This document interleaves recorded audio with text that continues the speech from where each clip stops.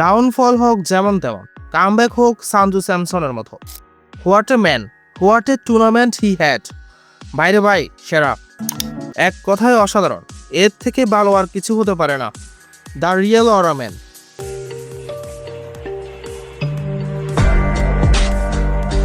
যার একাদশেই থাকার কথা না, সেই এমন দুর্দান্ত কামব্যাক দিলেও টুর্নামেন্টের আগে সঞ্জু ওদের একাদশেই ছিল না, আর টুর্নামেন্ট শেষে সঞ্জু ওদের একাদশের মেইন ম্যান।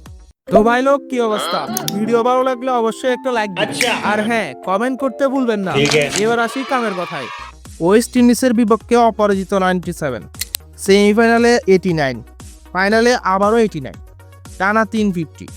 বলতেই হয় জাস্টিস গিভেন বাই সঞ্জু।